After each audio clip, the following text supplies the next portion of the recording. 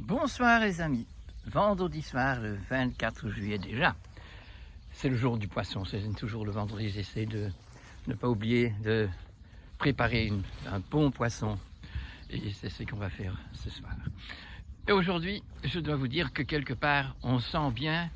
que notre société est alourdie, est plombée. Je trouve ça quand je regarde aujourd'hui dehors, quand je vois passer les gens sur le trottoir. On ne voit nulle part un sourire même. Mais bien sûr, quand ils ont le masque, il n'y a pas de sourire visible et même pas la grosse gueule. Mais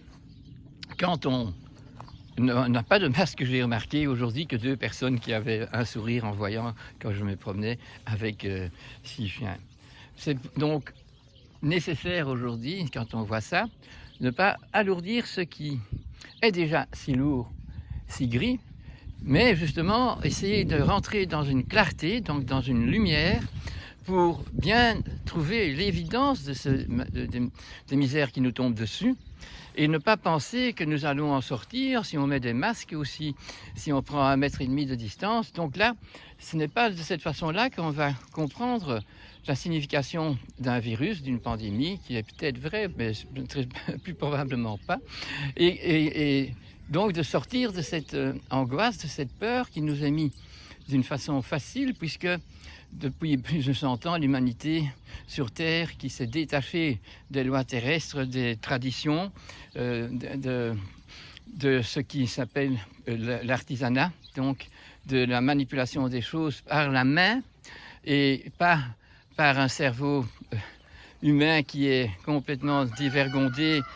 criminel même, pourrait-on dire, qui ne tient compte de rien du tout. Et que nous devons donc, pour nous-mêmes, chacun pour soi, essayer de rentrer dans ce monde encore inconnu pour nous, puisque si on est tombé dans la panique et qu'on a peur de mourir parce que ce virus est très dangereux, eh nous tombons à côté de la plaque, puisque les virus qui sont séparés entre ces poules que nous voyons là et moi dans ce champ de lumière transparent est plein de microbes, mais c'est une dimension tellement petite que nous ne pouvons pas les voir. Et quand on appelle vermine toutes ces bêtes-là, et encore des plus grandes qui sont parfois visibles comme les mouches, eh bien nous devons savoir que les mouches sont sur Terre pour exécuter une mission, pour travailler sur cette Terre, afin de faire que les recyclages se font et que notre Terre reste pleine de beauté et que toutes les choses qui doivent être recyclées se recyclent et ne s'accumulent pas. Donc déjà le fait d'avoir voulu faire du plastique, de la pétrochimie, nous met bien dans la certitude que nous fabriquons que des choses qui ne savent pas se recycler et qui vont se déposer n'importe où dans cette nature. Même jusqu'au pôle Nord, jusqu'au pôle Sud, nous voyons dès l'été, quand on prend des carottes de glace, et bientôt on n'aura plus de carottes de glace à prendre, puisqu'on voit bien qu'il y a les températures, le climat a tellement changé, et c'est un changement anthropique dû donc à l'influence de l'homme industriel qui a des machines énormes, qui utilise énormément de pétrole, qui fait tout plein de plastique. Et donc la première chose pour nous éclairer, c'est éclairer que nous devons renoncer à tout ça. Et bien sûr pas du jour au lendemain, on ne sait pas transmuter ces choses qui sont là, mais bien dans votre esprit. Si vous prenez conscience de quelque chose, c'est un micro-millionième de seconde, et vous tombez dans un monde éclairé, qui continue à vous éclairer, qui vous oblige absolument de tout le temps revoir et remettre en question, faire une opinion, chercher des gens qui sont vraiment des gens de science, mais de conscience, et qui nous démontrent que c'est peut-être intéressant dans un laboratoire d'avoir une fois casser un atome pour voir toute l'énergie qui s'en sort, mais dans la sagesse du monde, nous savons que chaque petit point qui se trouve entre neige et moi, chaque micro-millième petit point, c'est une masse d'énergie. Il y a Nassim qui nous a bien expliqué ça. Donc si nous pouvons l'employer, d'ailleurs, la nature transmet cette énergie sans la perdre, elle se recycle tout le temps, puisque tout vit, les arbres continuent à pousser.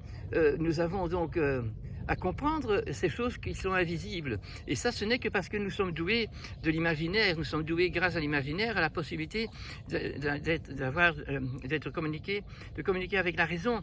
des choses qui sont sur Terre. Et que donc nous devons nous associer si nous voulons. Mais comme nous sommes libres, nous pouvons aussi ne pas nous associer, refuser de participer à ce plan de la création, ce plan qui voudrait que tout humain sur Terre prenne